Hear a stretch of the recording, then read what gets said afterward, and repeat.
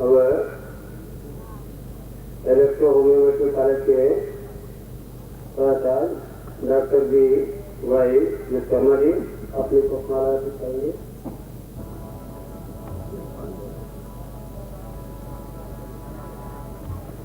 सरदार कुलदीप सिंह जी,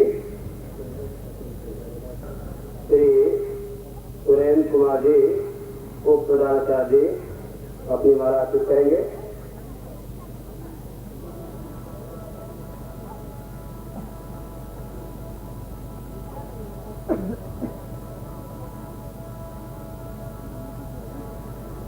सरदार कुलदीप सिंह जी, श्री निरंजन सिंह जी,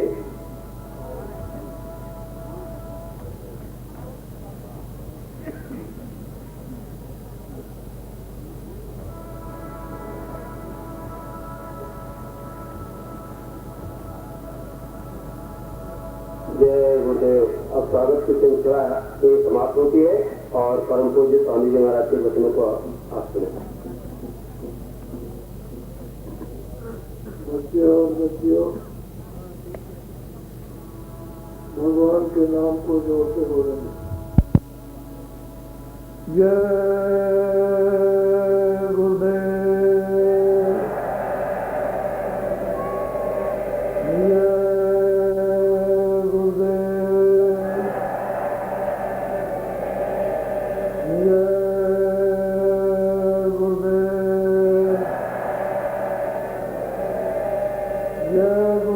नाम किसका? नर नारियों, बच्चे और बच्चियों,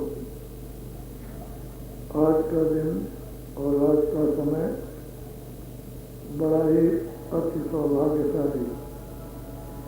ऐसे जीवन में ये कभी कभी समय आपको मिलेंगे। इसमें महान इस समय से हम सभी लोग पूरा लाभ उठाएं। आप सब लोग जितने भी नर नारी बच्चे और बच्चियां हैं, इस संदेश को पूरा का पूरा प्रारंभ से लेकर और अंत तक सुन करके जाएंगे। आपने ऐसा अपने जीवन में आज की तारीख तक कभी नहीं सुना होगा। इसको सुन लेंगे, बीच में अगर आप छोड़ देंगे तो आपको कुछ भी नहीं पड़ेगा।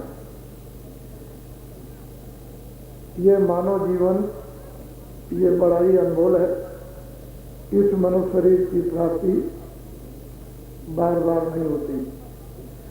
अनेकों जन्मों के पुण्य, अनेकों जन्मों की तपस्या, अनेकों जन्मों की सत्ता जब किसी युग में जमा हो जाती है तो ये महान मानव अनमोल शरीर वो परम पिता परमात्मा आपको विशेष काम के लिए देता है। इन दिनों में हम सब इन सब मानव उपदेशों को और अपने धर्म उपदेशों को सब के सब छोड़ चुके हैं। रामायण में क्या है, गीता में क्या है, भागवत में क्या है, वेदों शास्त्रों में क्या है, ये हम सब भूल चुके हैं।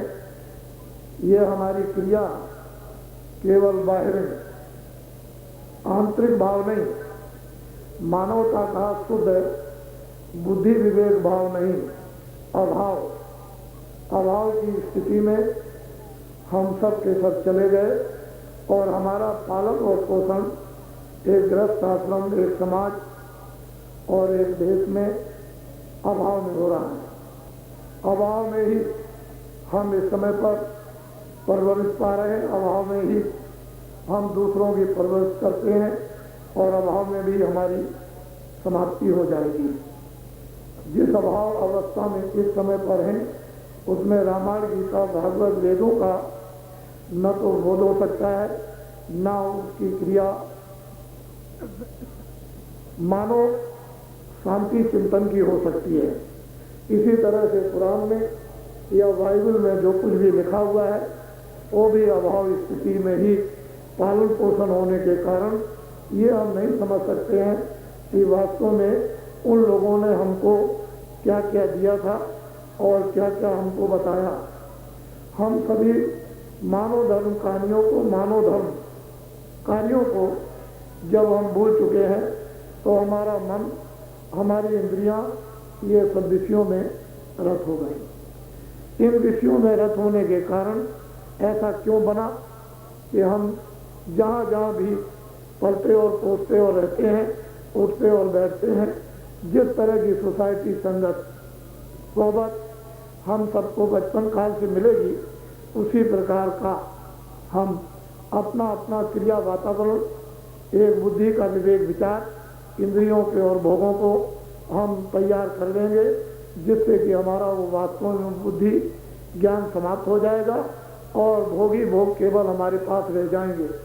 जब इंद्रियों को, मन को, बुद्धि को जब हम भोगों में लगा देंगे तो ये निसंदेह बात है कि हम रोगी होंगे, ये निसंदेह बात है कि हम अशांत होंगे, हम घबराएंगे, हमको नाना प्रकार की असुविधाएं होगी, हम उसके लिए झूठ बोलेंगे, हम उसके लिए धोखा देंगे, हम उसके लिए बेईमानी करेंगे, हम उसके लिए चोरी करेंगे, हम उसके लिए डकैती करेंगे और हम लोगों का कत्ल करेंगे।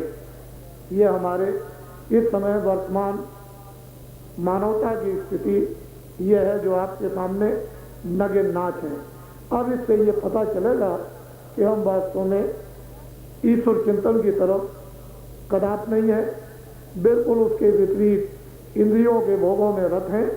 नाम हम चाहे भले ही शब्दों से लेते हैं कि हम ईश्वर चिंतन करते हैं, हम धर्म पर चलते हैं, लेकिन वास्तव में ये बात अगर यदि होती तो हमको हमारे सभी गुण मानवता के प्राप्त जब हो जाते तो हमको निसंदेह शांति मिलती, हम निसंदेह उस विवेक और विचार में रहते, हमको आनंद मिलता, हमको शारीरिक सुख मिलता, हमको शारीरिक निरोगता मिलती, हमको मानसिक निरोगता होती और आध्यात्मिक निरोगता मिल जाती। लेकिन ये सब चीज़ें इस समय पर नहीं है, तो मुझे ये सब चीज़ें बताना अनिवार्य जरूरी है कि मनुष्य शरीर एक अनमोल है। इस शरीर की बार बार आपको प्राप्ति नहीं होगी। हीरे जवाहरात, सोना चांदी आप इस संसार के सब एक तरफ से रख दीजिए और हाथ जोड़ के खड़े हो जाइए कि हे हीरो, हे सोना, ये जो जा रहा है इसको फिर एक बार खड़ा कर दो, तो ये नहीं दे सकते। ये ऐसी निधि है जो आपके कर्मानुसार पुण्य समूह जब जमा हो गया तो उस मालिक ने आपको ये पंच भौतिक अनमोल ये मानव शरीर इसलिए दिया कि दिन में आप खेती का काम, दुकान और दफ्तर का काम ईमानदारी मेहनत के साथ, शाम को अपने अपने घरों में हिंदू मुसलमान सिख ईसाई आए अपने अपने बच्चों की सेवा और खिदमत करें। वो भी खिदमत और सेवा ईमानदारी मेहनत के साथ, ईमानदारी मेहनत के साथ खेती और दुकान और दफ्तर का काम, ईमानदारी मेहनत के साथ में अतिथि सेवाएं, ईमानदारी मेहनत के साथ में जो हम करते हैं अन्य लोगों की दुखों में सेवा करना। लेकिन हम ये सब चीज़ें जब तक हम समझेंगे नहीं तब तक हम कुछ नहीं समझ सकते हैं। जब हमने काम कर लिया, बच्चों की सेवा की, तो मानो ये अनमोल शरीर इसलिए दिया गया, इसीलिए गीता, रामायण, वेद और शास्त्र और ऋषि मुनि महात्मा योगी साधु संत आपके सामने बराबर समय समय पर आते रहे और ये बताते रहे कि मनुष्य शरीर इसी उद्देश्य और काम के लिए सतयुग, द्वापर, त्रेता, कलयुग कितने बीत गए, तब ये मनुष्य शरीर आपको नहीं मिला जो अब की बार आपको ये दे दिया गया और जीवात्मा इसमें बैठाई गई और इसको ये अधिकार दिया गया कि देखो एक अच्छा काम, एक बुरा, तुम जितना चाहो उतना बुरा और जितना चाहो अच्छा, लेकिन ये दोनों अधिकार आपको हैं।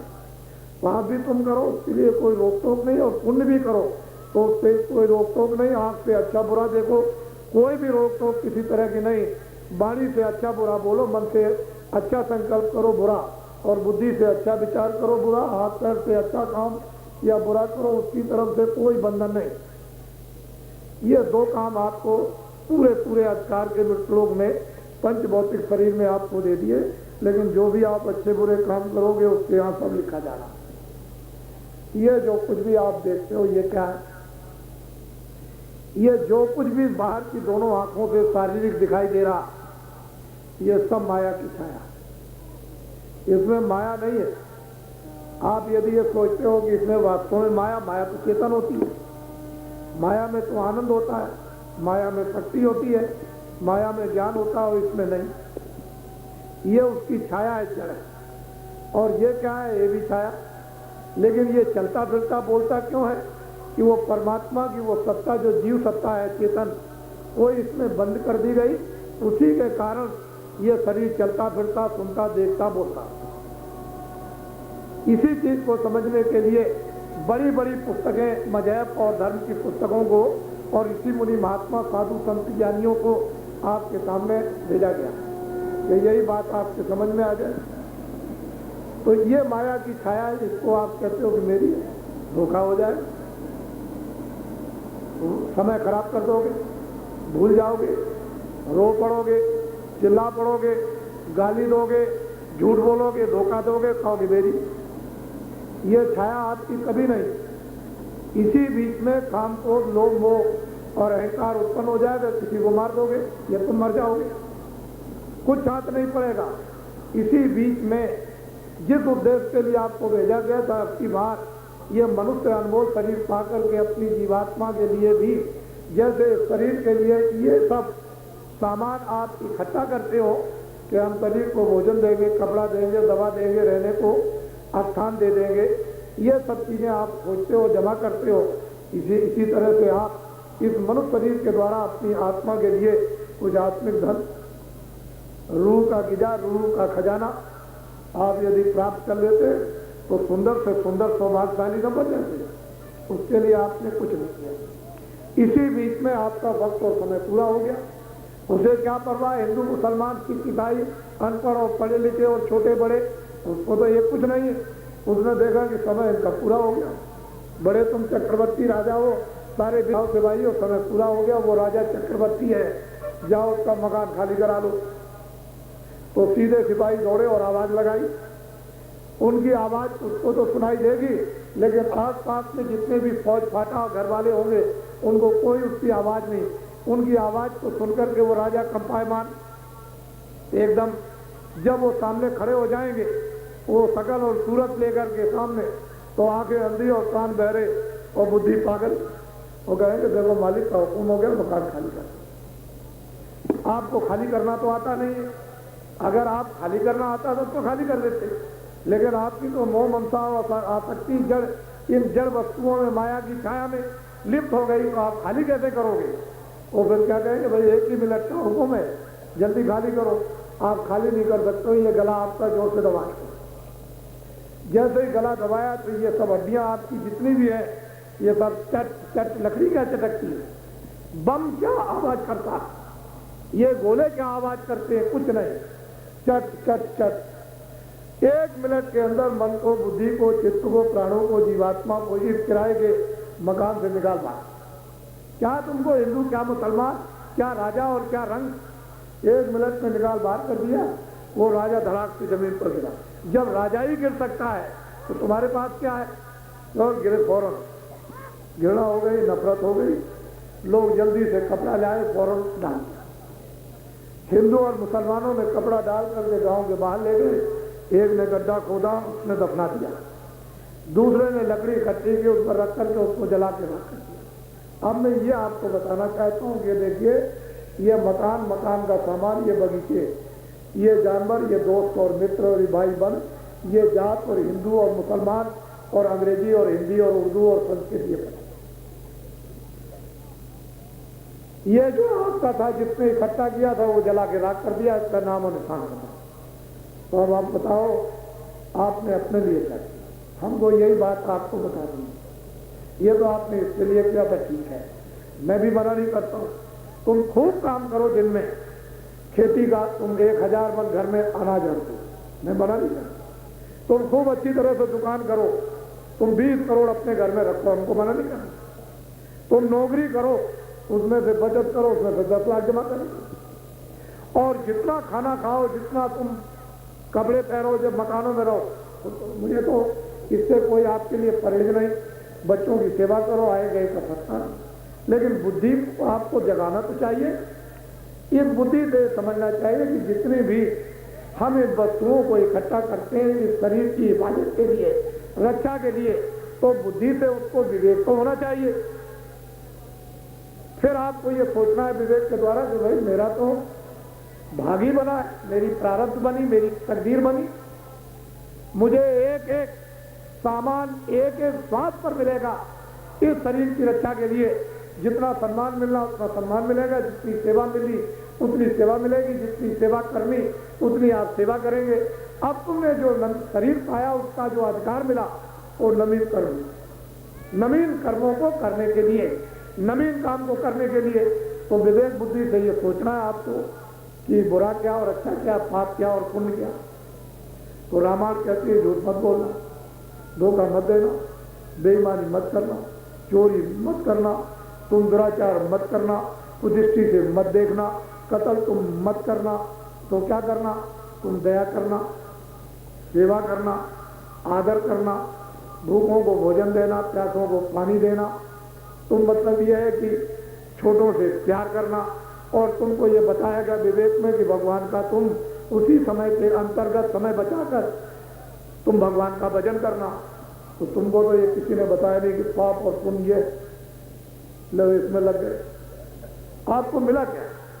अगर आपको बहुत कुछ मिल भी गया, जो आप सोचते हो तो माया की छाया, और ये भी छाया है, और जो इसमें रहता है उसको निकाल के अलग कर दिया तो ये तो जड़ हो गया, ये तो जमीन पर लेट जाए। अब उसको हीरे जवाहरात, सामान और मकान और बाग बगीचे, ये तो इसको खड़ा नहीं कर सकते हैं। तो इसी बात को सोचने की जरूरत हमको थी। तो हम ये चाहते हैं कि दिन में आप काम करो, शाम को बच्चों की सेवा। जब रात को सोने जाएं तो सोने के पहले मनस्वरूपी मंदिर में 15 मिनट 20 मिनट आत्मा के सच्चे भगवान का भजन। जब सच्चे भगवान का भजन जब आत्मा से करोगे, जीव आत्मा से, तो तुरंत उस मेहनत का फौरन आपको उसी समय फल मिलेगा। मेहनत की मजदूरी मिल जाएगी। जब मजदूरी मिलेगी तो आपको आनंद मिलेगा, आपको ज्ञान मिलेगा, आपको शक्ति मिलेगी। संसार से ज्यादा आनंद है, संसार से ज्यादा ज्ञान है, संसार से ज्यादा शक्ति है। तो वो तो धर्म दूर हो जाएगा, अज्ञान दूर हो जाएगा, मोह का पर्दा चला जाएगा, लोभ का पर्दा चला जाएगा, अहंकार का पर्दा चला जाएगा। तो फिर असल में, लेकिन जब तुम मनुष्यरूपी मंदिर में आत्मा से भजन नहीं करोगे तो तुम्हें कुछ भी मिलने वाला नहीं मिलेगी। मुसलमान दिन में काम करे, शाम को बच्चों की खिदमत, और जब लेटने जाए तो ये जिस्मानी मस्जिद ये उसमें बनाइए, किसी आदमी ने नहीं बनाई, और इसमें वो रूह बैठी है। 15 मिनट 20 मिनट जिस्मानी मस्जिद में उस रूह से सच्चे खुदा की इबादत लो, आप करने लगो तो काम बन जाए। अगर हम सब लोग अपने अपने काम में लग जाएं, हिंदू, मुसलमान, सिख और ईसाई, कि दिन में ईमानदारी मेहनत के साथ खेती, दुकान, दफ्तर, शाम को बच्चों की सेवा, और सुबह सब लोग भगवान के भजन में, और जब शाम हो जाए तो भगवान के भजन में, इन बुराइयों के लिए हमारे पास कोई वक्त है ही नहीं। हमारे अंदर बुराइयां घुसने ही न पाए। झूठ बोलने का कोई अवसर नहीं मिलेगा, धोखा देने का कोई अवसर नहीं मिलेगा, बेईमानी करने का कोई अवसर नहीं मिलेगा, कोई बुराई करने का कोई अवसर नहीं, कत्ल करने का कोई अवसर नहीं, क्योंकि दिन में काम किया और शाम को आए बच्चों की सेवा, उसके बाद जो समय बचा वो ईश्वर चिंतन।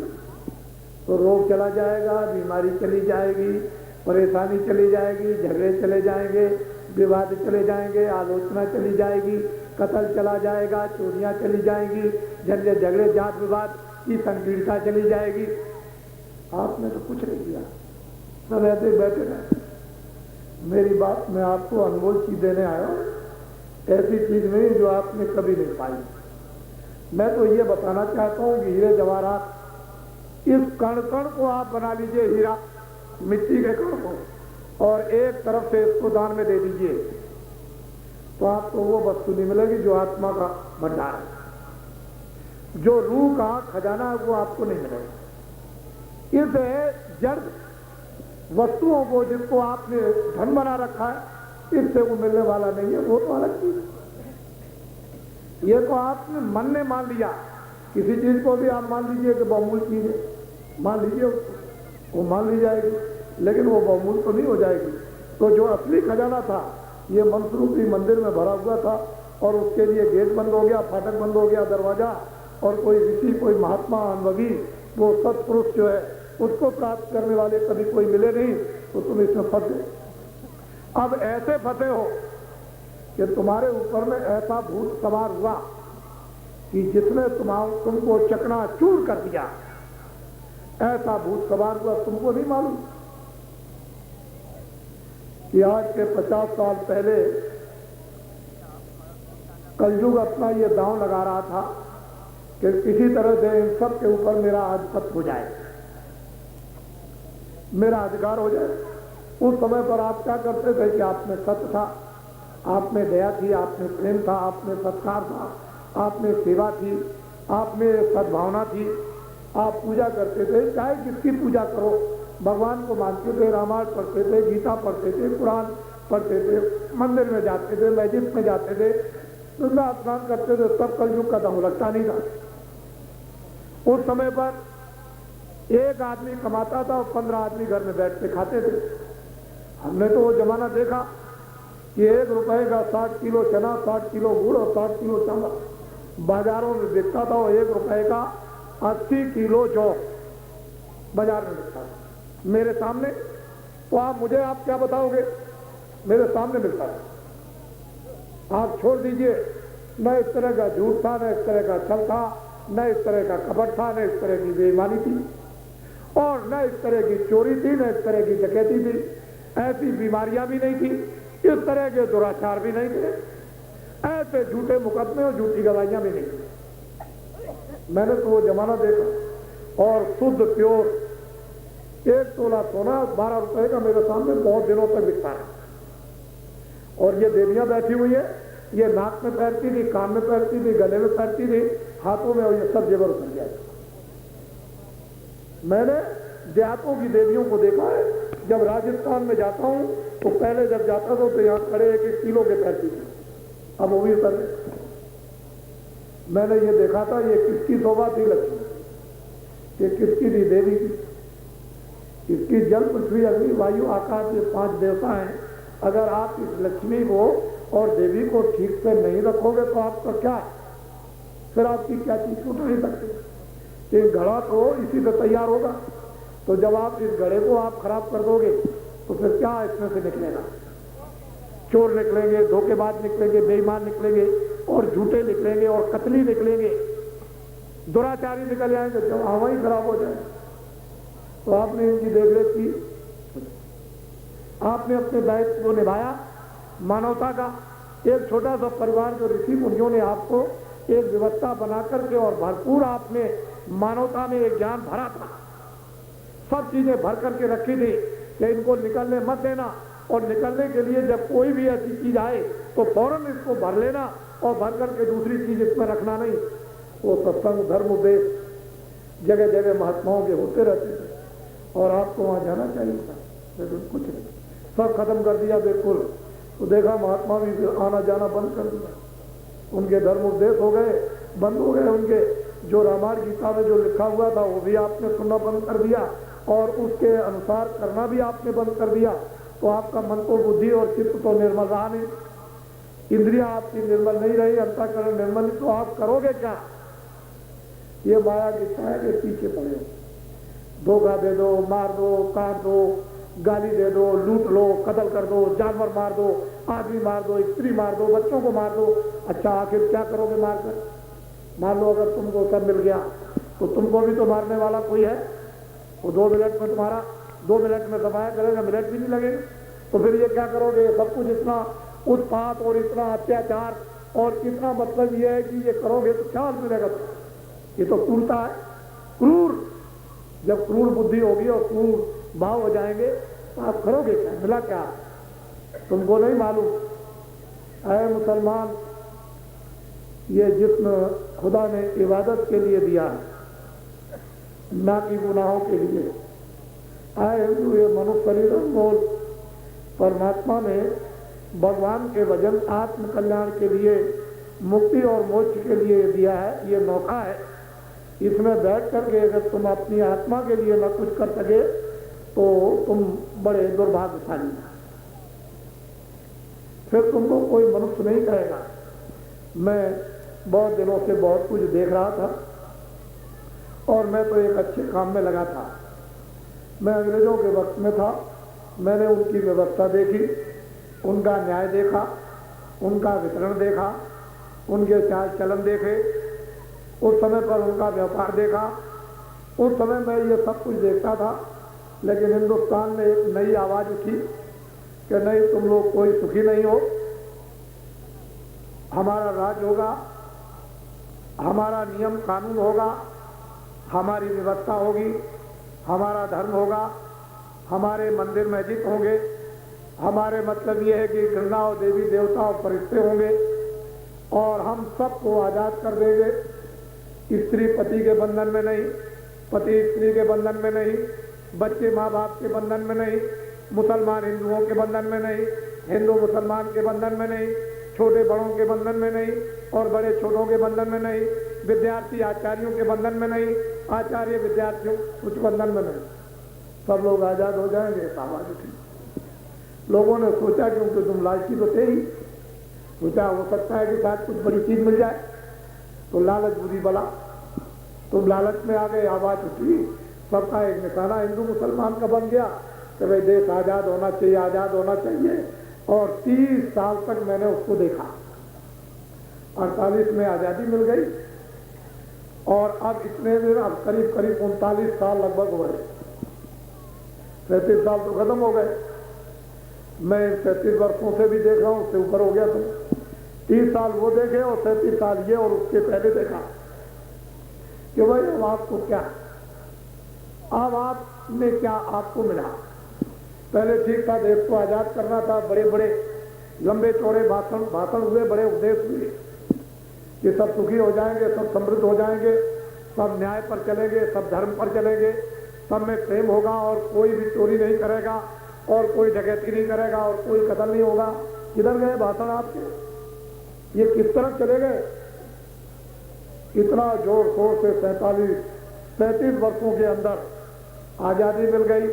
खूब आंदोलन करो, खूब हड़ताल करो, खूब तोड़ फोड़ करो, स्कूल जला दिए, बच्चों को मार दिया, दफ्तर जला दिए, कर्मचारी अधिकारियों को मार दिया, कारखाने जला दिए, दुकानें जला दी, शेख साहूकारों को मार दिया। कितने बेचारे मजदूर और किसान मारे गए। क्या आपके पल्ले यही पड़ा? यही तुम्हारी मानवता बता रही थी? क्या तुम्हारा मजहब और तुम्हारी संस्कृति और तुम्हारा धर्म, तुम्हारी रामायण, तुम्हारी गंगा, तुम्हारे जमुना, तुम्हारे मंदिर, क्या यही बता रहे थे? यही शिक्षा दे रहे थे?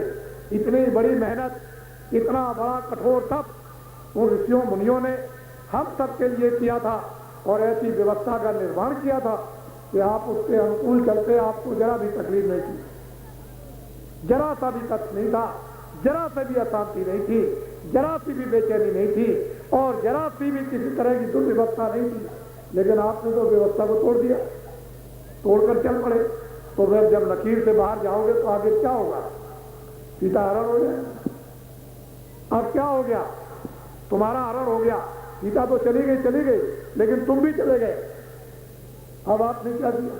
कभी आपने ये सोचा, इस पर कभी विचार किया है कि आप तो चले गए, सब राजनीति राजनीति राजनीति? क्या राजनीति? अरे भाई, कुछ आदमी चले जाते, चलो ठीक था, कुछ आदमी राजनीति में चले जाते, लेकिन तुम तो अपनी जगह रहते। लेकिन तुम्हारा सबका ऐसा समावेश किसानों का कर दिया, व्यापारी, छोटे बड़ों का, अधिकारी कर्मचारियों का और मजदूरों का और छात्रों का, सब के ऊपर में एक ऐसा राजनीति का भूत सवार कर दिया कि वो माता और पिता का सम्मान लाखों को दूर, उनकी सेवा लाखों को दूर, उनका प्यार लाखों को दूर। तो आप कहाँ क्या चीज पाओगे? फिर समाज में आपको क्या मिलेगा? इन लोगों में क्या मिल जाएगा? अब क्यों रो रहे हो, फिर चिल्ला रहे हो? इतने बीमार, मेरी बात को सुनो। मैं इस काफिले को लेकर के 1 महीने पहले घोषणा की मथुरा में कि फरवरी के महीने में यह काफिला निकाला जाएगा और देश के मानव के अध्ययन के लिए ये 10,000 किलोमीटर की यात्रा पर 4 फरवरी को मथुरा से रवाना हुआ। उत्तर प्रदेश पूर्वी क्षेत्र और बिहार का उत्तरी क्षेत्र पूरा, फिर बंगाल और पूरा आसाम और नागालैंड और मेघालय और फिर बंगाल और अफ्रीका से आकर के फिर दक्षिणी क्षेत्र आपका फिर ये बिहार।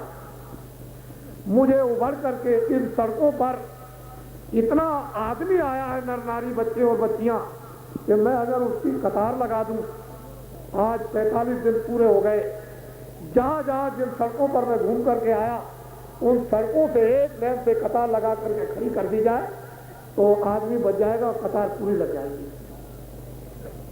आपको ये बात जानना चाहिए, ये छोटी चीज नहीं है।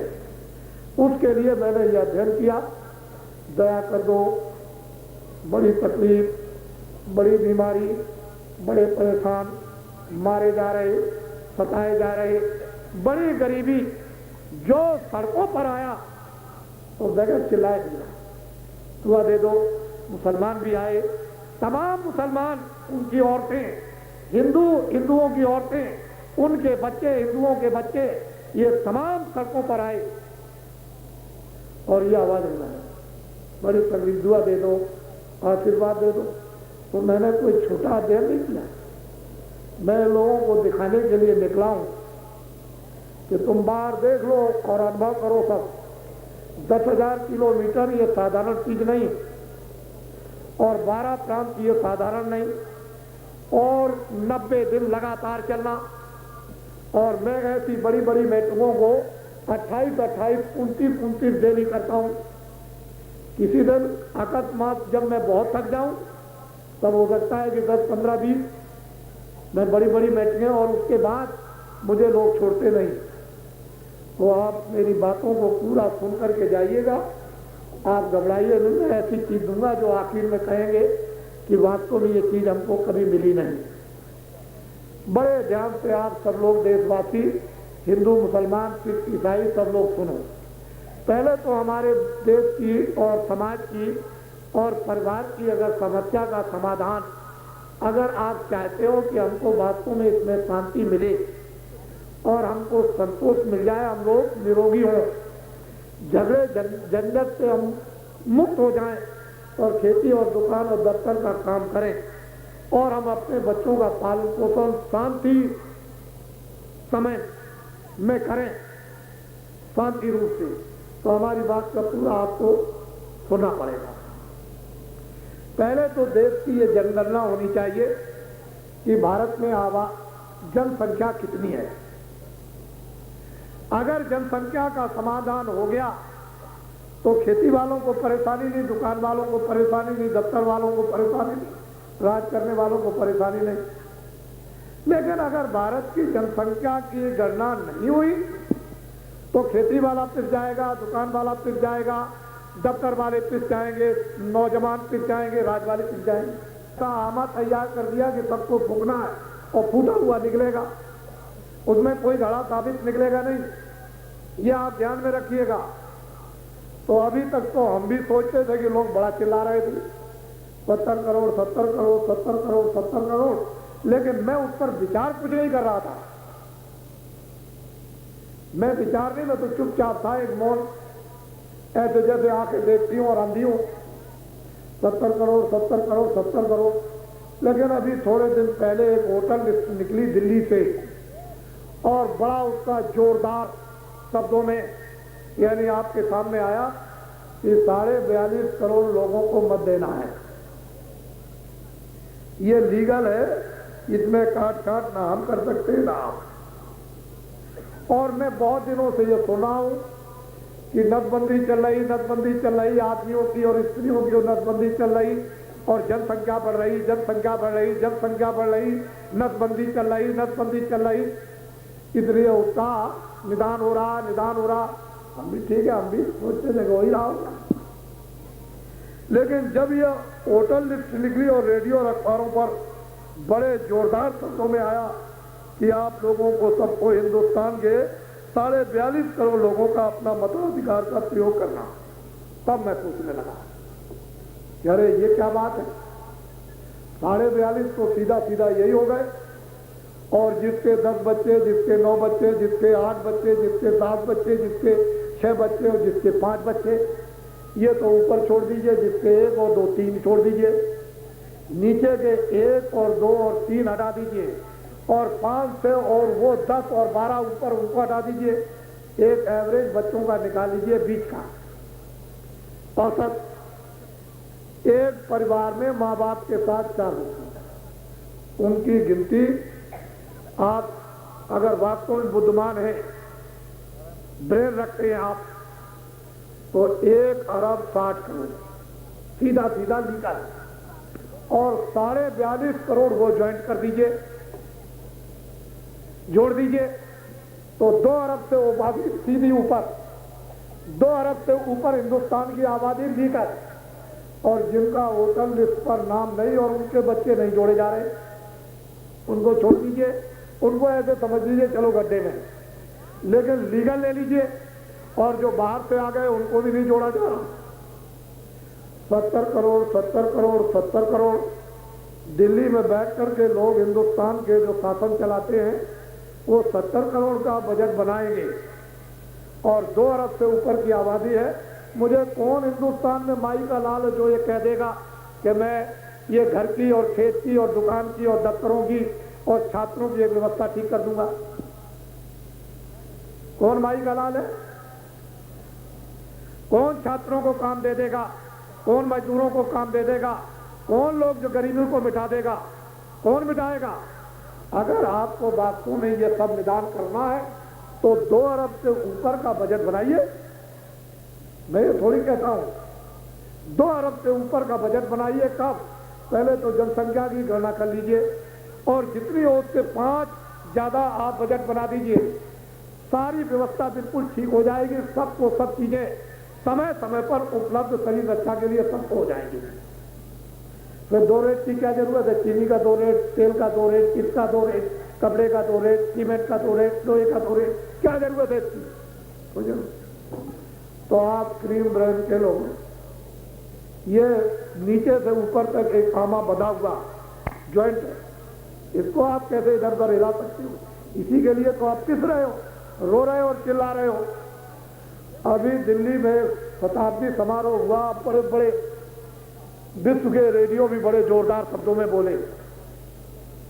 भारत के जिम्मेदार प्रधानमंत्री ने स्पष्ट शब्दों में कहा कि हमारा शासन पूरा का पूरा भ्रष्ट, हमारे अधिकारी कर्मचारी सब भ्रष्ट, हमारे सेठ और साहूकार सब भ्रष्ट, हमारे जितने इनकम टैक्स सेल्स टैक्स के सब भ्रष्ट। हमने भी सुना, लेकिन मैं इस बात को नहीं मानता। हमारा तो देश ऋषियों मुनियों का है। चोरों को बदल दिया, डकैतों को बदल दिया, कतलियों को बदल दिया, धर्मात्मा बना दिया, वीर बना दिया, पुण्यात्मा आत्मा जगा करके और त्रिकालदर्शी बना दिया। हम इस बात को बिल्कुल नहीं मानते हैं। हमारे दिल और दिमाग में इसकी कोई गुंजाइश नहीं। हम ये आपको बताना चाहते हैं कि एक छोटा सा कर्मचारी है, रास्ते में कह रहा था महाराज मेरी नौकरी जा रही, बचा लीजिए। मुझे क्या बात भाई, क्या बात हो गई? कह लगे मुझे कोई नसबंदी वाला नहीं मिलता, हमको रोज धमकी दी जाती है कि हम तुमको नौकरी से निकाल देंगे, नहीं अपनी औरत की करा लो। तो अब ये बताओ कितने कर्मचारियों ने अपनी औरतों की नसबंदी करा ली? ठीक है करा ली, उसके लिए हम कुछ नहीं कहते, लेकिन वो बीमार हो गई तो 600 रुपये 550 रुपये एक छोटा सा कर्मचारी बेचारा पाता है। उसकी स्त्री बीमार है, दवा में और डॉक्टर की फीस में 15 दिन में उसका वेतन पे उसकी खत्म हो गई और बीमारी उसकी गई नहीं। तो मैं आपसे पूछता हूं कि वो बेचारा जो 15 दिन अभी महीने में बाकी है वो तो पूरी पे खत्म कर दी 15 दिन में, और बीमारी ठीक नहीं हुई, तो 15 दिन जो अभी बाकी रह गए उसके लिए दवा और डॉक्टरों की फीस के लिए कहां से ले आएगा? एक बात तो ये है। दूसरी ये है कि मट्टी खाएगा, मट्टी खाएगा क्या? मट्टी को उड़ लेगा कि बच्चों को यही उड़ाएगा? इसको मैं इसको नहीं मानता। हमारे देश का कर्मचारी कभी भी भ्रष्ट नहीं, हमारे देश का कभी अधिकारी भ्रष्ट नहीं, हमारे देश का छोटा बड़ा सेठ साहूकार वो बिल्कुल भ्रष्ट नहीं है। हमने अंग्रेजों के जमाने में देखा, जब मद्रास में कोई जरूरत पड़ती थी जनता को, तो वहां आप आसाम से वो माल खरीदते थे और एक बोरे में उनको 2 आने खर्चा काट के मिल जाए। ज्यादा उनको लालच नहीं था, ईमानदारी की कमाई मेहनत की थी। वहां से माल उठाया और खर्चा काट करके उनको मद्रास में 2 आने बच जाए और माल पहुंचाते थे जनता को। ये छोटे और बड़े सेठ साहूकार तकलीफ नहीं पहुंचने देते थे, इतने पर वो लखपति हो जाते थे।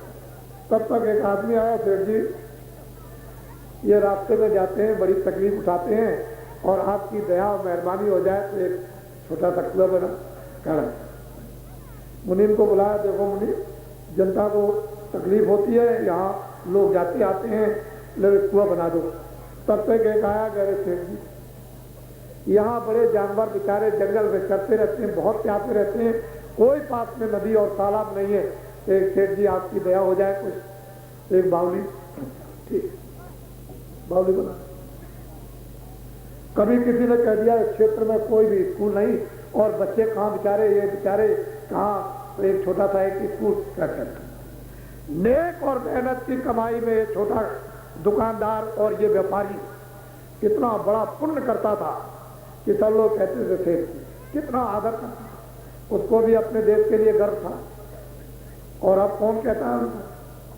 पहले तो सबसे बड़ा अपमान तो ये है कि कोई सद्भाव से पुकारता ही नहीं। हमारे देश का ये छोटा और बड़ा व्यापारी ये चोर कभी है ही नहीं। बड़े ध्यान से मेरी बात को आप सुनिए, तभी आपकी समझ में आएगा, ऐसे कुछ नहीं आएगा। ये तो सब बदनाम हो गए। हम ये चाहते हैं और हमारा सुझाव अब भी मान लीजिए तो अच्छा होगा, हमारी तरफ से 10,000 एमपीओ को चुन के दिल्ली में भेज दीजिए और 10,000 को मिनिस्टर बना दीजिए। तो मैं आपको लिख करके देता हूं कि सारे देश का काम ये 10,000 मिनिस्टर नहीं संभाल सकते हैं। पहली बात तो ये। और ये बेचारे 525 जो दिल्ली में बेचारे गए हैं, इन्होंने तो कह दिया हमारा शासन एमएलए एमपी सब भ्रष्ट है। मैं इसको नहीं मानता, ना एमएलए भ्रष्ट है ना एमपी भ्रष्ट है। ये बेचारे वहां दिल्ली गए तो 25 तो मिनिस्टर और 5 तो बेचारे हाथ पे हाथ धर के बैठे। अरे भाई जनता ने इनको भी चुना कि तुम जाओ दिल्ली से योजना ले आना, हमारे क्षेत्र में सेवा का काम करना, हमको उससे सुख और सुविधा मिलेगी।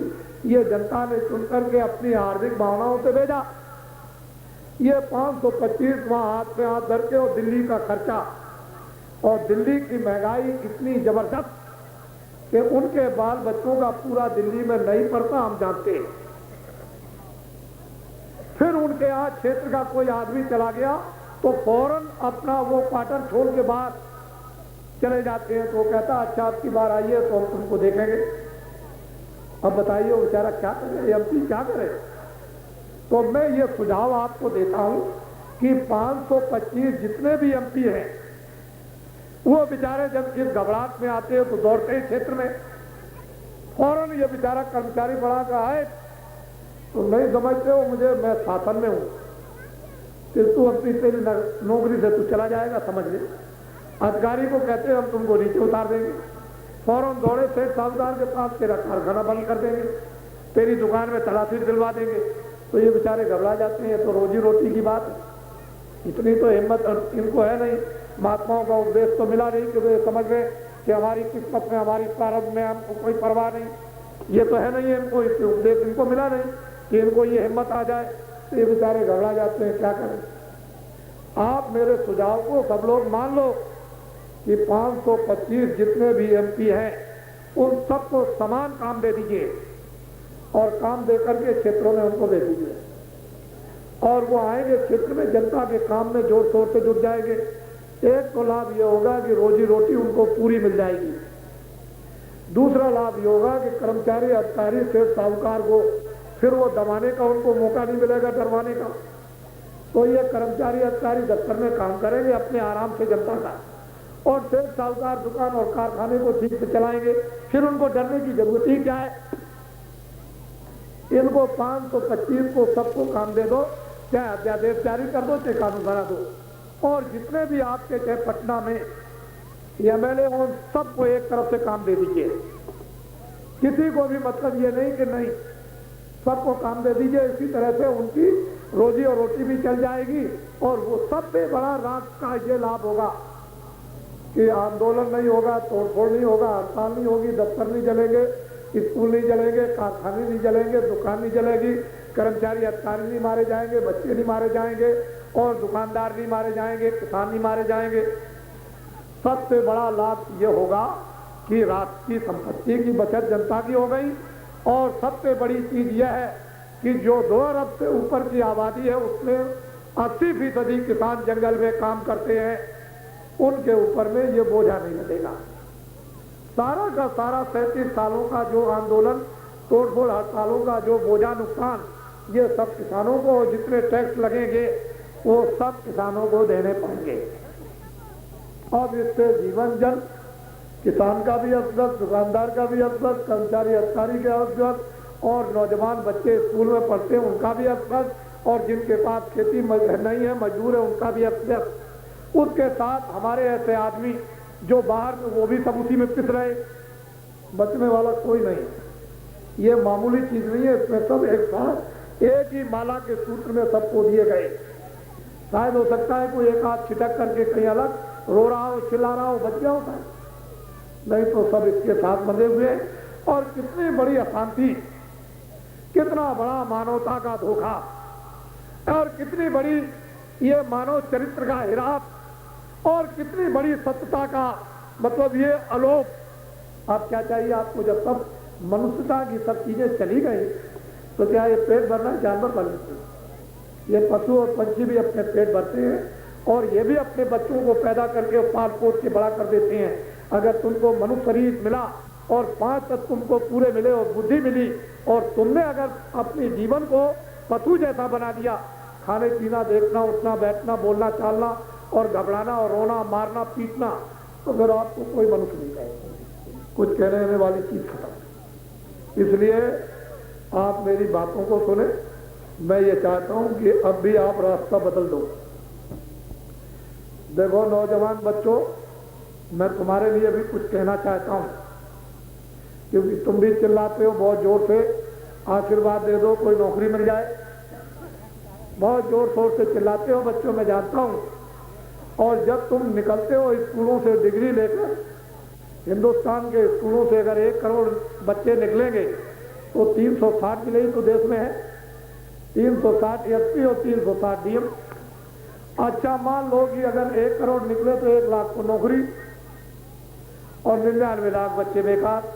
तो ये जनशक्ति जो नौजवानों की डिग्री लेकर के और इतना बड़ा देश का और जनता का नुकसान और अकलमंद लोग इस जनशक्ति का उपयोग नहीं कर पाते हैं तो सारा रात टूट जाएगा।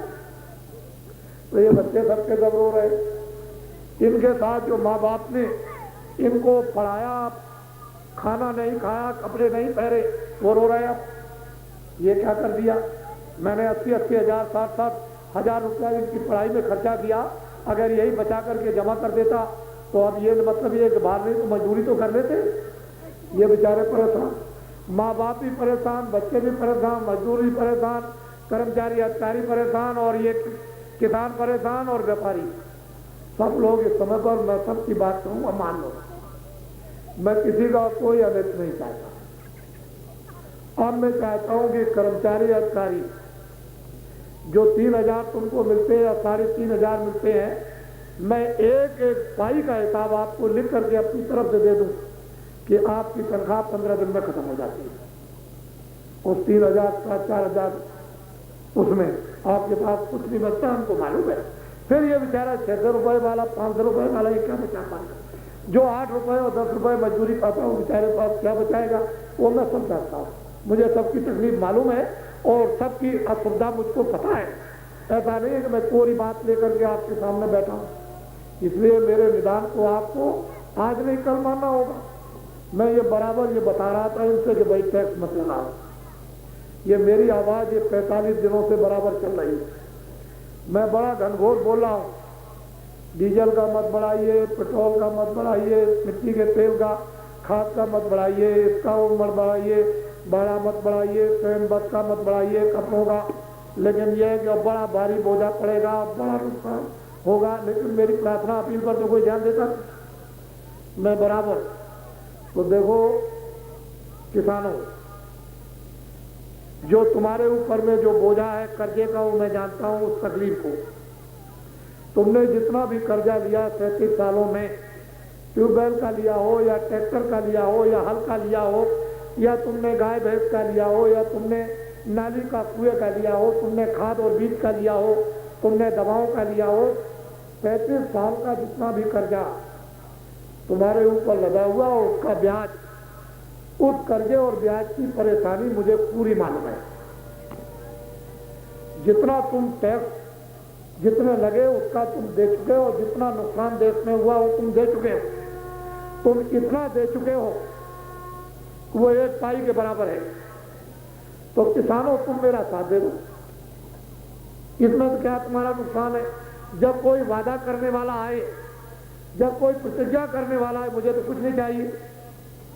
मुझे न राष्ट्रपति की इच्छा है, न प्रधानमंत्री की इच्छा है, न मुख्यमंत्री की इच्छा है, न एमएलए की इच्छा है, न एमपी की इच्छा है, न किसी चेयरमैन की इच्छा, न किसी डायरेक्टर की इच्छा।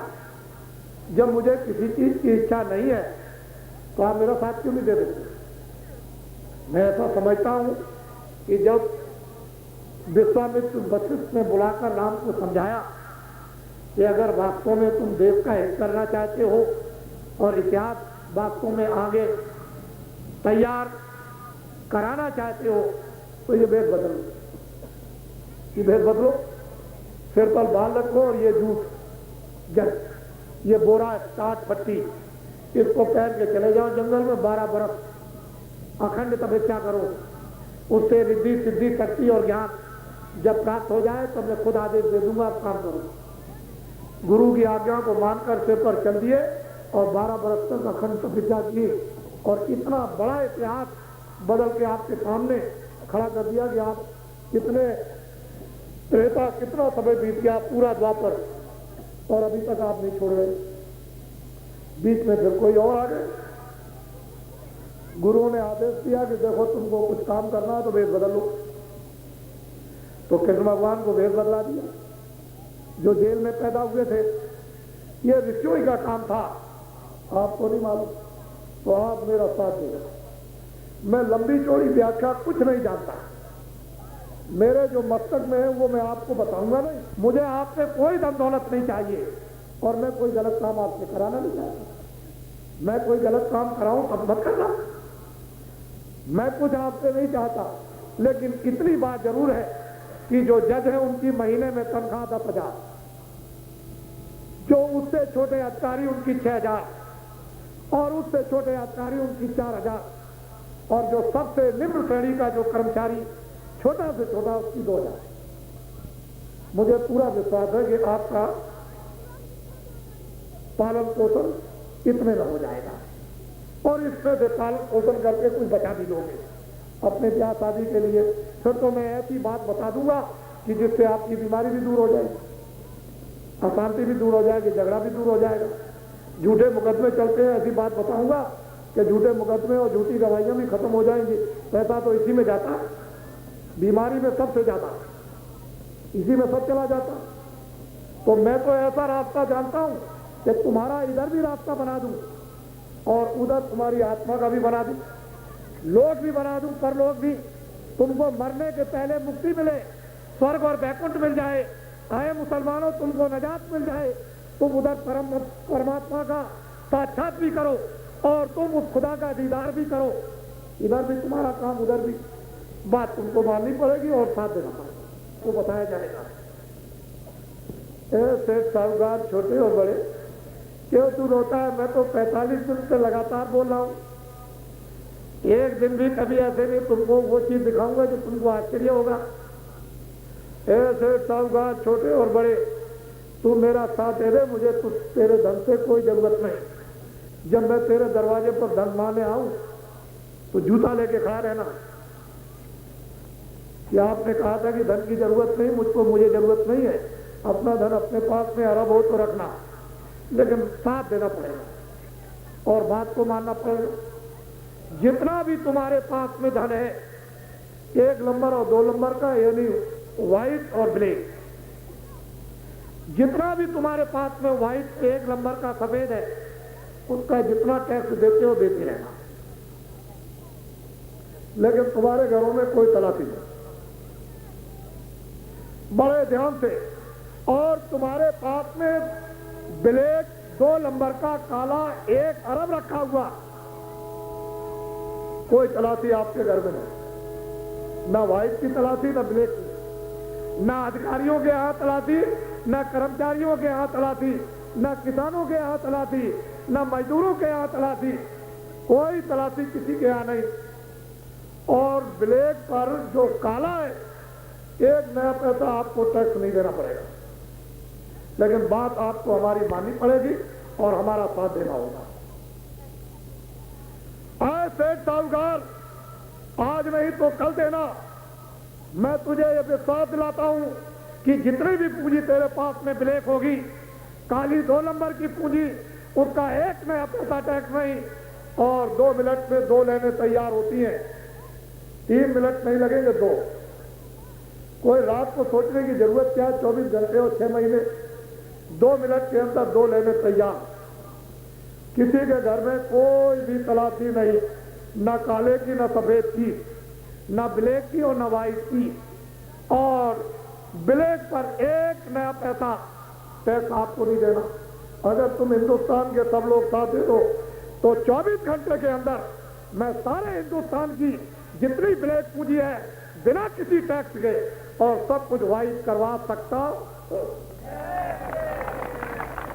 लेकिन आपको मैं क्यों बता दूं कि कैसे करूंगा? और छात्र, तू क्या सोच रहा है? तू डिग्री लेकर के आना, जिस दिन हिंदुस्तान की तुम मेरा साथ दे दो, हिंदुस्तान की पूंजी बिना टैक्स के जब काली सफेद कर दी जाए तो डिग्री लेकर के चले आना, कहना हम घर में बैठे हुए हमको 6 महीने हो गए, एक भी विद्यार्थी स्कूल से निकलकर डिग्री लेकर के कोई बाहर बैठ नहीं सकता, सबको कहा। लेकिन तुमको क्यों बता दूं? ये क्यों बताऊं? ये तो मेरी चीज है।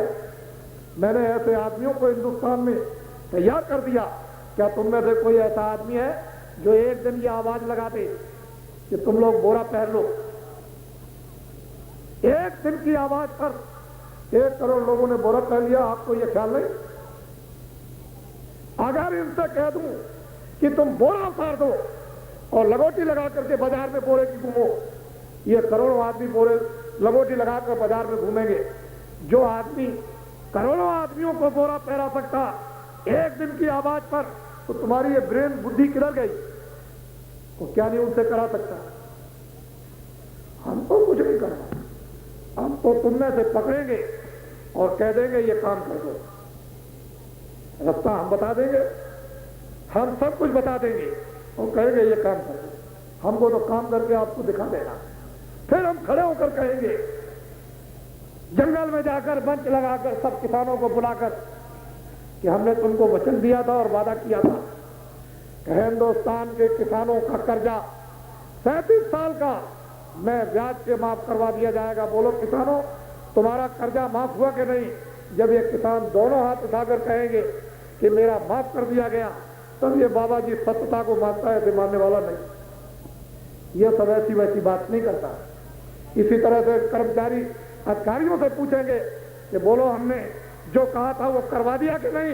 जब ये कहेंगे कि हमारा हो गया तब मानेंगे, ऐसे मानने वाले नहीं। ये सेठ साहूकार, इनसे पूछेंगे कि हमने जो वादा किया था तुमने हमारा साथ दिया, हमारी बात को मान लिया, बोलिए हमने ये काम करा दिया कि नहीं? जब ये सब कहेंगे कि करा दिया तब मानने वाले। ये ऐसे वैसे नहीं। हिंदू मुसलमान, तू शाकाहारी आदमी हो जा, मेरी बात को मान ले। जितने अनाज है 100 बार तुम दिन में खाओ, जितनी भी सब्जियां हैं तुम 100 बार दिन में खाओ, जितने भी सूखे गीले फल हैं 100 बार दिन में खाओ। हजम कर सकते हो तो दिन में 100 गिलास दूध के पियो, और हजम कर सकते हो तो 1 किलो आप घी खाओ, और तुम पहन सकते हो तो 100 कपड़े तुम अपने शरीर पर रोज पहनो, एक के ऊपर एक। अच्छे मकानों में रहो। मैं तुमको मना कर रहा हूं तो तुम बताना, लेकिन शराब मत पीना। आए हिंदू मुसलमान, आए सिख और ईसाई, अगर तूने शराब पी ली तो तेरा सारा परिवार नष्ट, तेरे बच्चे बर्बाद, तेरी स्त्री बर्बाद, तेरा धर्म बर्बाद, तेरा मजहब बर्बाद, तेरी जाति बर्बाद, तेरा समाज बर्बाद। अगर तूने शराब पी ली तो सारा तेरा देश बर्बाद हो जाएगा। देश में लड़ाई हो जाएगी, देश में झूठ बोलेंगे, देश में धोखा देंगे, देश में बेईमानी करेंगे, देश में चोरी और कत्ल करेंगे। अगर तूने शराब पी ली तो शराब छोड़ दे।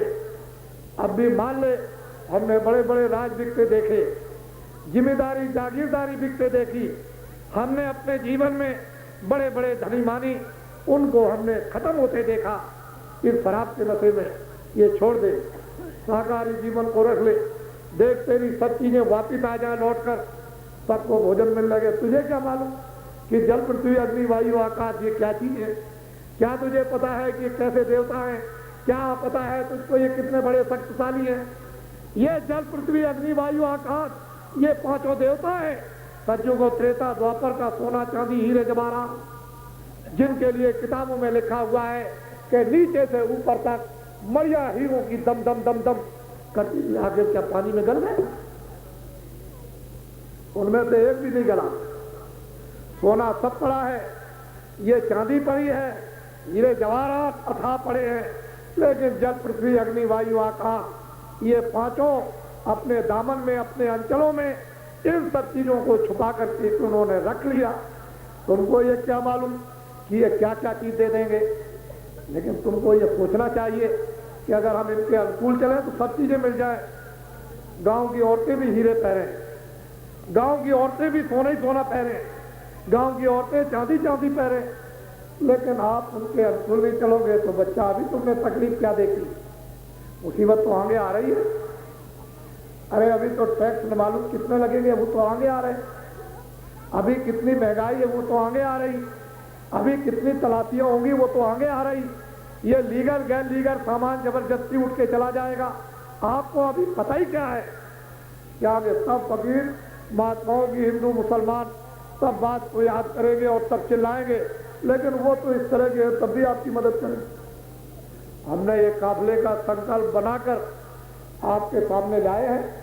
ये जब चला है 45 दिन आज हो गए, बराबर आवाज उठ रही। जो इसको दर्शन देगा, जो इसका दर्शन करेगा, उसकी एक तकलीफ, उसकी दो तकलीफ, उसका एक झगड़ा, उसका दो झगड़ा, उसकी एक अवस्था, उसकी दो मतलब बिगड़ी व्यवस्था उसकी ठीक हो जाएगी। ये बराबर संकल्प लोगों को दिया जा रहा। एक बीमारी, उसकी दो बीमारी ठीक हो जाएगी। बाकी बाबा जी के हाथ में क्या है, आपको क्या मालूम? इसलिए आपको ये सब बातें बड़ा ध्यान आए। किसानों में कह दो कि वादा पूरा करने वाला देश में आया। कर्मचारी अधिकारियों तुम कह दो कि वादा पूरा करने वाला आया।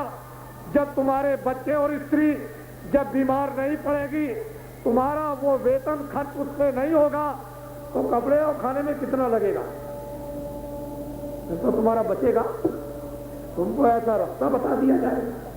जैसे ही तुम उस रास्ते पर चलोगे तो बीमारी बच्चों की, बीमारी स्त्री की, बीमारी माँ की और बीमारी पिता की और बीमारी तुम्हारी जब दूर हो जाएगी, तुम्हारे खाने और कपड़े में कितना लगेगा? सारा का सारा तो धन इसमें जा रहा। लोग मर रहे, परेशान हो रहे। कितनी दवा महंगी, कितनी फीस महंगी, आपको मालूम? समझते नहीं। इसलिए आप लोग इस पर विचार करो। और ये जो मुकदमे झूठे बनते हैं 100 में से 99, और ये गवाहियां झूठी तैयार होती हैं, इसका सारा का सारा पैसा बच जाएगा। आपको रास्ते वो मालूम कहाँ कुछ नहीं। इसलिए मैं ये अपील करता हूं अपनी तरफ, जनता की तरफ से कि कोई अध्यादेश अगर जारी दिल्ली में हो गया हो और कोई कानून बनाने की तैयारी हो तो आप इसको वापस ले लें। किसी के घर में कोई तलाशी लेने की जरूरत नहीं। अगर आपको कोई रास्ता निकालना है तो पूछ लो, मैं सीधा रास्ता बताऊंगा, लेकिन रेडियो और अखबारों पर बोलना पड़ेगा जो रास्ता बताऊंगा। अगर आप मुझसे रास्ता पूछोगे और रेडियो अखबार पर नहीं बताओगे तो फिर उल्टा हो जाएगा, फिर आपकी व्यवस्था और बिगड़ जाएगी। मैं पूछो तो बताने को तैयार, लेकिन जनता के सामने आपको बताना पड़ेगा कि बाबा जी ने ये सुझाव दिया है और उस सुझाव को आप स्वीकार कर लो। देखो रास्ते आपके बनते चले जाए, सारी जनता उठ करके खड़ी होती चली जाए और जो बिगड़ी व्यवस्था सब अपनी जगह। नहीं, अधिकारी कर्मचारी कोई विरक्त नहीं, ये सेठ साहूकार कोई विरक्त नहीं, ये इनकम टैक्स का कोई विरक्त नहीं है, ये व्यवस्था ही विरक्त है। पूरी की पूरी व्यवस्था एकदम टोटली विरक्त। क्या किया जाए? अब आइए मैं अपनी जगह पर आपको लाता हूं जिसकी मुझे जरूरत और आवश्यकता है, क्योंकि वो अनमोल चीज है। ये तो मैं सब कुछ आपसे करा लूंगा देर अबेर में, उसके लिए मैं हिम्मत नहीं हारता हूं। देर अबेर में मैं सब कुछ करा लूंगा और आप करवा लोगे। आप बात हो जाओगे, मजबूर हो जाओगे, लाचार हो जाओगे, रो पड़ोगे, चिल्ला पड़ोगे, घबरा पड़ोगे और सताए जाओगे, मारे जाओगे और कई सारा नहीं मिलेगा तो आप लौट करके वही जगह पर आओगे। वो मैं सब कुछ करा लूंगा, उसके लिए चिंता नहीं। लेकिन असली चीज है कि मान लो कल समय पूरा हो जाए, अगर रात को ही आपका समय पूरा हो जाए तो मकान तो खाली हो जाए। मैं ये चाहता हूं कि आपने फिर अपने लिए कुछ नहीं कर पाया और चले गए तो 2 मिनट का समय मिल जाए उतना ही बहुत। 10 मिनट का कोई साथी ऐसा मिल जाए, इधर का भी साथी उधर का भी, जो आपकी जीवात्मा को उधर भी कंट्रोल में कर ले और इधर भी आपको ठीक कर ले। तो दोनों तरफ कार्रवाई ऐसी चढ़ी है, बूटी है कि मन पर, बुद्धि पर और चित्त पर और अंतःकरण पर और आत्मा पर उसको लगा दिया जाए तो फक साफ। ये तो कोयला है जिसको आपने जमा कर लिया। कोयले के लिए बड़े बड़े साबुन चाहिए, फिर भी नहीं। अरे 100 साबुन खाए कोयला होए ना उजला। कोयला छोटा सा 100 साबुन खा जाएगा लेकिन उजला नहीं होगा। इतना तुमने जीवात्मा पर, अंतःकरण पर, मन पर, बुद्धि पर कालमा चढ़ा ली अपने दुष्कर्मों की। इसके लिए गहरी जड़ी, जब गहरा डोज पड़ेगा उन शक्तिशाली दैविक पुरुषों का, तो मन पर फिर साफ, बुद्धि साफ, चित्त साफ, अंतःकरण एकदम सख्त मनुष्य पर खड़े हो जाओगे। जब मानव धर्म आ जाएगा पूरा एकदम से विवेक ज्यों का त्यों समझ में आएगा। हम क्यों आए, हमारे बच्चे क्यों पैदा हुए, कैसे पैदा हुए, ये संसार की चीजें क्या है और किसके लिए और कितने दिन के लिए और हमको क्या करना है, ये सब चीजें आपको मालूम हो जाएंगी। तो मैं चाहता हूँ बड़ी चीज आपको मिल जाए, बड़ी चीज मिल जाए, छोटी चीज नहीं, ये राज और पाठ से बड़ी चीज। तो वो मैं देता हूँ, आपको घबराओ नहीं। इसमें कोई मुसलमान बैठा हो तो पहले वो 2 शब्द सुन ले, वो सोचेगा मेरे लिए तो कुछ काम। ऊपर से मुसलमान, ऊपर से खुदा का हुक्म हुआ है कि हिंदुस्तान के मुसलमानों से कह दो।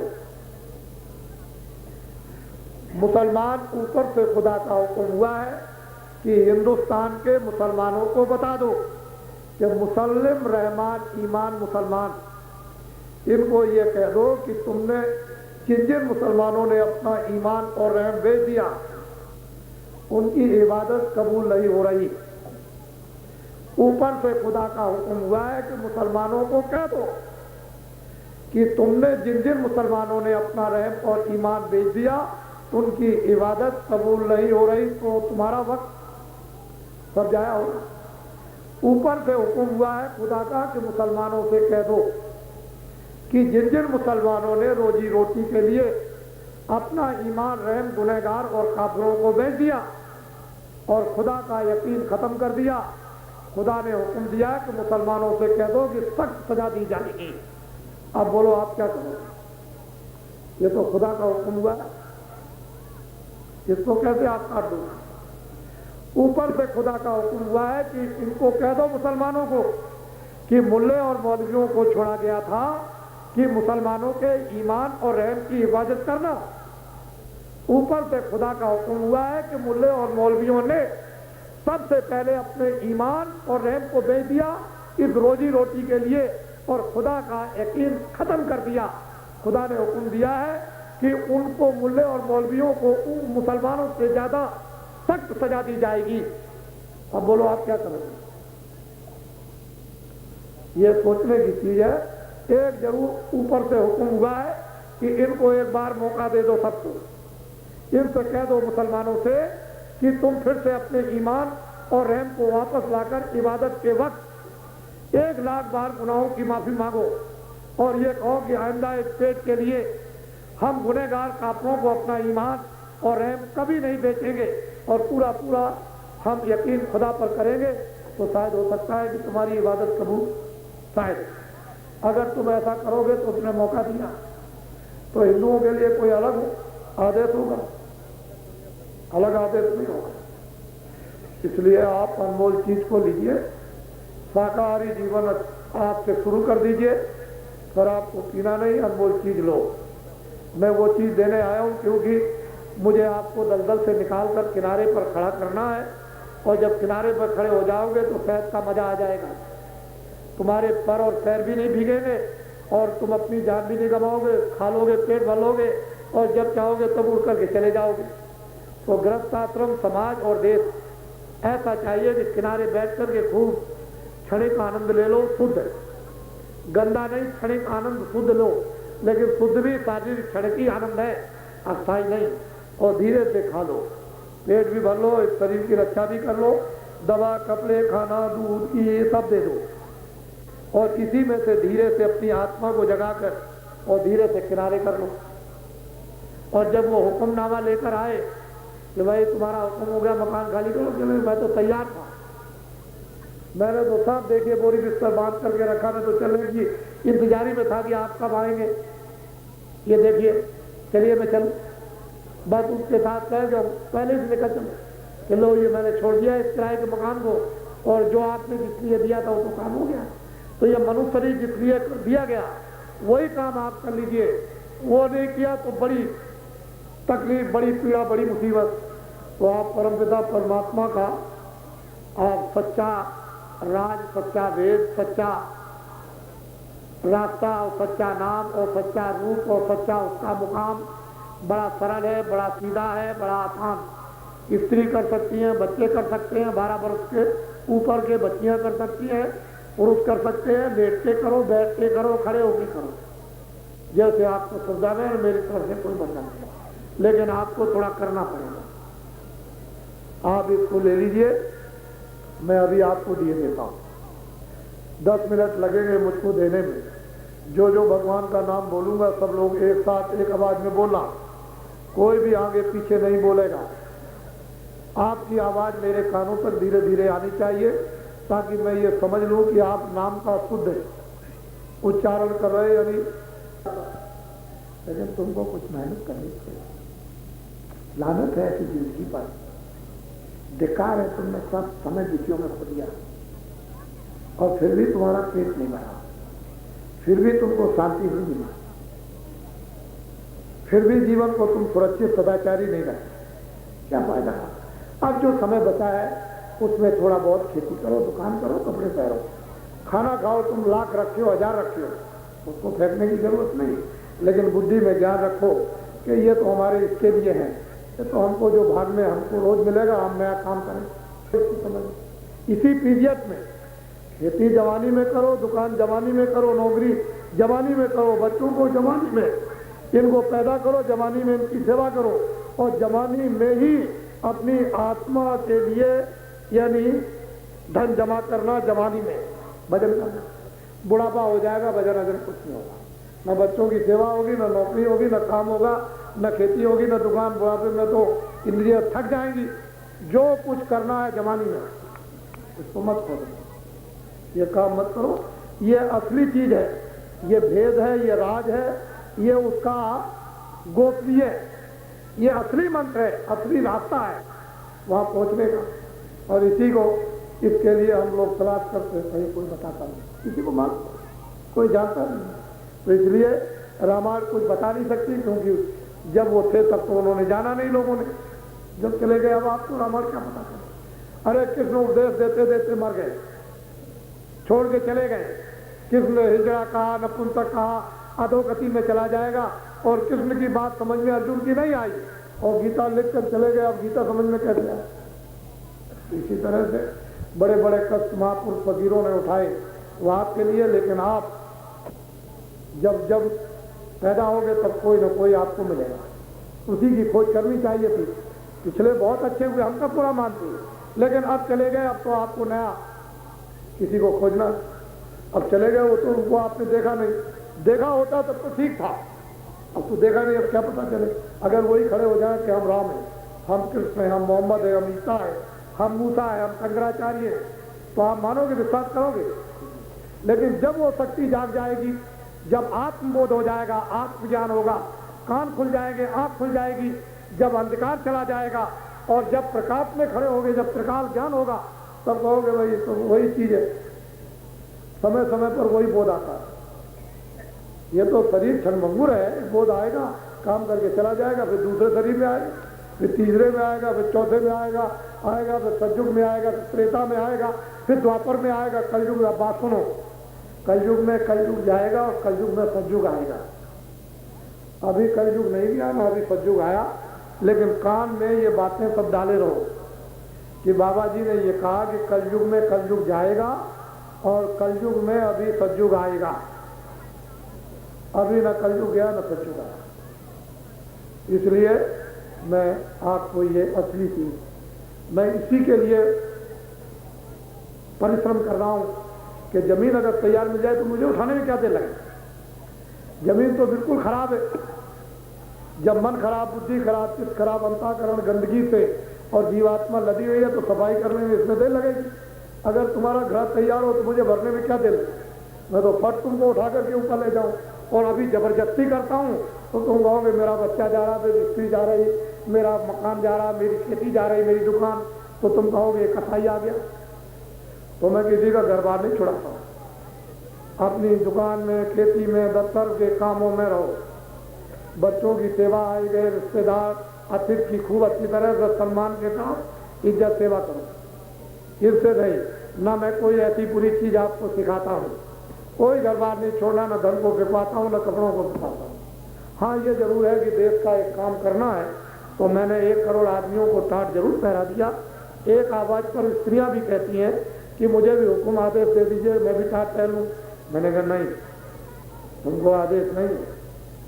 फिर और लोग कहने लगे कि मुझे भी आदेश दे दीजिए, मैं भी पहनूं। मैं नहीं, 1 करोड़ बहुत, 1 करोड़ जब नहीं कर सके तब आप सिखाएंगे। जब 1 करोड़ सब काम कर देंगे तो क्या जरूरत है? अगर तुम्हारा काम नहीं होता है तो मैं ये कुर्ता और पैजामा, ये जो पहरे बैठे दिखाई दे रहे हैं, ये सब फेंकवा दूंगा। और जब देखूंगा कि लंगोटी से भी काम नहीं होता है तो घास की लंगोटी लगवा के आपका काम करवा। मुझे तो आपके काम की जरूरत है, मुझे काम करवाना आपका जैसे चाहो वैसे करवा लो, हंसी से करवा लो, खुशी से रो करके करवा लो, जैसे आपकी मर्जी आए, सुविधा पड़े, मैं तैयार हूं आपके लिए। लेकिन यह है कि जो इसमें है वो मैं अभी नहीं बता सकता। ये मैं जरूर जानता हूं कि बंबई और कलकत्ता और दिल्ली एक भूकंप आ जाए जोर के साथ, और बंबई पूरी चली जाए, कलकत्ता पूरा चला जाए और दिल्ली पूरी चली जाए, एक भी मकान न बचे, तो मैं ये जरूर आपसे पूछ सकता हूं कि ये बताओ कि उस दिल्ली को फिर से बसाओगे कि नहीं? तो जब आप फिर से बनाओगे तो ये कहां से आएगा? अगर दिल्ली, कलकत्ते, बंबई को फिर से बनाने के लिए कहीं से ये आ सकता है, आप क्यों सोचते हो? ये सब काम चुटकियों होगा। ये तो मैंने तुमको कुछ नहीं बताया, ये तो मैंने एक इशारा किया। ये इशारा किया, मैंने कुछ बताया नहीं है। जो तुम दो लोगों बड़ी बाबा ने बहुत बड़ी बात बता दी, इसको मैं कुछ नहीं समझता। ये तो मैंने इशारा किया। असली काम जो चाहो करा लो, मैं दोनों तरफ करने के लिए तैयार हूं। इधर की भी व्यवस्था ठीक करा लीजिए, मैं उसको करवा दूंगा।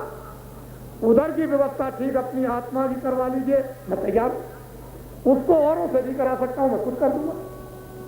मैं कोई महात्मा न पहले था, न मैं महात्मा अब हूं, न मैं पहले फकीर था, न मैं कोई अवतारी शक्ति पहले था, ना मैं तो पक्का आपका सेवक हूं, कच्चा नहीं। जो आप सोचते हो कि शायद कच्चे हो, पक्का सेवक। इसलिए मैं महात्मा आत्मा में कभी मत समझना। मैं तो मतलब यह गंदगी को धोता हूं, मैं काय बात का महात्मा? जो मन को, बुद्धि को, जो पाप को, जो तमाम गंदगी दुर्गंध को जो धोता फिरता हो रगड़ करके, उसे मतलब है क्या महात्मा? अरे धोबी कहे कि नहीं मैं बड़ा बादशाह हूं, तो वही किस बात का बादशाह है? तू तो कपड़े गंदे धोता है तो बादशाह क्या? तू सेवक है? तो महात्मा हमेशा मन को बुद्धि को, चित्त को, अंतःकरण को, जीवात्मा को धोकर जीते जी उसको मुक्त और मोक्ष पद में पहुंचाते हैं, जन्म मरण से छुड़ा लेते हैं। महात्मा किस बात की, वो तो सेवक हैं। आप घबराए नहीं, चिंता मत करें। ये जो टाट पहरे हुए हैं इनको 10-10, 15-15, 20-20 पकड़ लेना जल्दी में। इनसे कहना या तो लिखा हुआ दे दो, या ऐसा करो जल्दी जल्दी मुझको 5 नाम, 5 रूप, 5 स्थान, हर एक की आवाजें इनको लिख लेना और संभाल के लिखा हुआ रखना। उसको याद करना आज जाकर के घर में, वैसे तो आज ही याद कर लेना। और इनसे कहना जरा भजन बता दो, ध्यान बता दो, सुमरन, तो जल्दी जल्दी आपको आधा घंटा, पौन घंटा तो लगेगा, याद करा देंगे। हमारा पड़ाव तो यहाँ रहेगा अभी रात को। जब आप यहाँ से घर में जाओ, कोई रास्ते में नया आदमी मिल जाए तो उससे ये कह देना कि सुबह काफिला यहाँ से 6 बजे के पहले जाएगा, ये रवाना होगा। तो वो आकर के दर्शन दे दे, दर्शन कर ले, तो उसकी एक तकलीफ, 2 तकलीफ, एक दुख, 2 दुख, एक चिंता, 2 चिंता, एक परेशानी, 2 परेशानी उसकी दूर हो जाए। 100 बीमारी दूर नहीं होगी, 2 तो जरूर हो जाएगी, लेकिन 100 चिंता दूर नहीं होगी, 2 जरूर हो जाएगी। 100 झंझट दूर नहीं होंगे, 2 हो जाएंगे। अब यह है कि उसके लिए तुमको थोड़ी सी 100 को दूर कराने के लिए थोड़ी सी जरूरत पड़ेगी। तो तुम मेहनत करो, कुछ हम करें तो हो जाए। ईश्वर के नियम को तो हम भी नहीं बैठते, लेकिन जितना उसका हुक्म है उतना तो कर ही देंगे, उसमें तो कोई बात नहीं। तो मोटी बात को अच्छी तरह से समझो, ये इनसे याद कर लेना और याद करके कागज को फाड़ देना। एक बात ये याद रखना। दूसरी बात यह है कि ये जो कुछ भी देखो भजन ध्यान में किसी से मत कहना। तीसरी बात यह है कि किसानों में जाके कह दें कि बाबा जी ने किसानों के लिए ये कहा और वचन देने वाला आ गया, और जो वचन देगा वो करवाने वाला आ गया। कर्मचारी अधिकारी अपने अपने में सब जगह कह दें। ये जितने भी है छोटे और बड़े व्यापारियों में कह दें। फिर ये जो बेचारे हमारे स्टूडेंट, जो विद्यार्थी छात्र हैं, वो छात्रों में कह दें। फिर ये जो हमारे मजदूरों में कह दें कि एक बाबा जी आया है जिसने ये बातें की हैं और आज के युग में हमको बड़ी आश्चर्य लग रहे हैं और मैं इनको कुछ नहीं समझता, और अभी टैक्स लगेंगे। अगर बाबा जी की बात को नहीं मानोगे महंगाई और आएगी और ये व्यवस्था इतनी बिगड़ेगी कि तुम सब के सब इस तरह से ये नहीं चिल्लाओगे जैसे गाय मारी हुई चिल्लाती है, ऐसे आपको चिल्लाना होगा। इसलिए हमारे गुप्तचर विभाग के जो भी यहाँ पर कर्मचारी अधिकारी हो, हमारी अपील को दिल्ली जरूर भेज दें कि आप जो है वो तलाशियों का जो कानून अध्यादेश है उसको वापस लेकर कि किसी अधिकारी कर्मचारी या किसी से साहूकार, किसी किसान, किसी के यहाँ कोई भी तलाशी न ले, एक नया कोई ऐसा रास्ता निकाले जिससे कि एक नई व्यवस्था ऐसी जागृत हो जिससे कि लोगों को मालूम हो कि हाँ काम होगा। ऐसे काम से काम होने वाला नहीं। ऐसे चोर और डकैत बहुत 10 आदमी पहुंच करके डकैती डालकर सामान ले आते हैं करोड़ों, और जब मैंने उनको पूछा कि बोलो तुम करोड़ों अपने जीवन में लाए, कुछ है? एक नया पैसा नहीं। फिर मैंने उनको बदल दिया, उन्होंने रिवाल्वर रख दी, बंदूक रख दी, और जिस दिन से बदले हैं ऐसे ऐसे आदमी हैं कि उनके नाम बता दीजिए, सामान पड़ा तो आदमी उधर पीछे करें। उन्होंने बंदूक, रिवाल्वर है जो भी लीगर गैर लीगर थी उनको रख दिया और कभी उठाया नहीं, और अपने आप को बदल गए और कहने लगे एक पैसा नहीं। ऐसे मतलब ऐसे नहीं, किसी का छीन के झपट के जबरदस्ती, ये किसी पब्लिक और जनता के काम आने वाली कितनी कोड़ है, कोड़ ये कोड़ है। अगर ऐसा करोगे कोड़ हो जाएगा। आपको ये प्रावधान, आपको ये दैविक कानून, ये दैविक नियम, ये नेचर के, कुदरत के, प्रकृति के मालूम नहीं है। आप नहीं उसको समझते कि कुदरत, प्रकृति, नेचर क्या करेगी। इसलिए आप अपील और प्रार्थना को हमारी बेटी है, हम यही कर सकते हैं, वो उनके लिए अच्छा नहीं होगा। मैं 45 दिन से बराबर लगातार में बोल रहा हूं और बराबर अभी 45 दिन और बाकी है, कल से और बराबर बोलता रहूंगा। और मैंने अभी कुछ कहा नहीं है, वो तो अभी आपके आगे अब बातें आएंगी, उसके लिए तो आपको मालूम हो जाए। लेकिन ये जितना 45 दिन से बोल रहा हूं, ये बाहर कोई खबरें नहीं, ये लोग सोचते हैं हजम कर लो हजम कर लो, ये चीज हजम होने वाली। ये पेड़ बोलेंगे, ये पत्थर जो पड़े हैं ये बोलेंगे। भगवान राम ने पत्थर से पूछा था और पेड़ों से पूछा था कि तुमने कहीं सीता देखी है? वो चिल्लाते थे। ये पेड़ बोलेंगे, ये पत्थर बोलेंगे इस आवाजों को, ये बताएंगी कि हमको जंगलों में आकर कहा था अरे तुम तो इंसान हो, नर नारी तुम मनुष्य हो, तुम बुद्धि रखने वाले। ये पेड़ तुमको जवाब देंगे। एक वक्त और समय ये आएगा। मैं ऐसे नहीं चिल्ला रहा हूं, मैं इनको आवाज पहुंचा रहा हूं, मेरी सुन लो। आए पेड़ पत्थर कंदराए और तुम ये पानी जो बह रहे हो, मेरी आवाज को सुन लो। ये सुनाने आया, आपको क्या मालूम, क्या समझे? तो ये बताओ नर नारी हमने कुछ बुरा तो नहीं कहा? ये बताओ बच्चे बच्चियों हमने किसी की कोई आलोचना तो नहीं की? तो हमने कोई सरकार की तो आलोचना नहीं की? अच्छा, तो मैं आपका सेवक हूं, आप लोग सब खड़े हो जाए। मैं भी इसी देखता हूं, आपको मुझसे डरने की जरूरत क्या है? मैं इसी देश का, यहीं पर पैदा हुआ हूं और यहीं पर पला हूं और यहीं पर गुरुओं की शिक्षा मिली। मैं विदेश का नहीं हूं और मुझे विदेश से एक नया पैसा आज की तारीख तक नहीं मिला।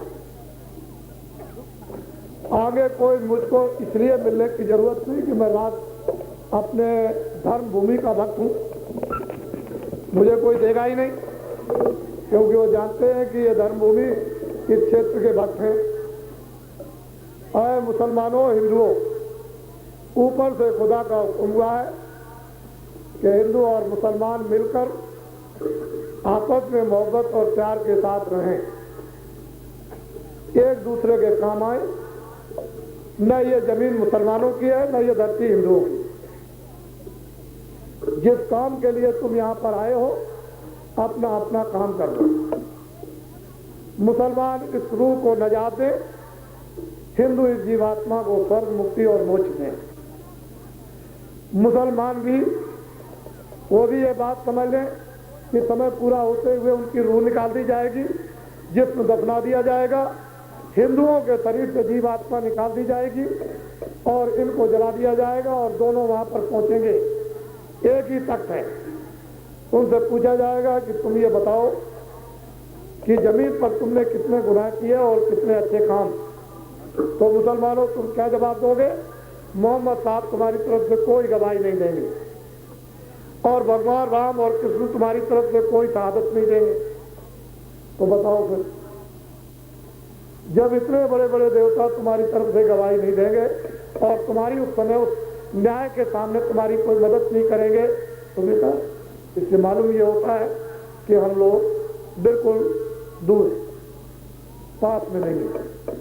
इसलिए मोहब्बत और प्यार से मिलकर रहो और हिंदुस्तान में जितने भी आंदोलन तोड़फोड़ हड़ताल होते हैं उनसे अलग थलग हो जाओ और राजनीति का भूत उतार दो। जो तुमने राजनीति का भूत अपने सिर पर इस समय लाद लिया, अगर तुमने उतार दिया होता पहले से ही तो ये दशा आपकी ना होती।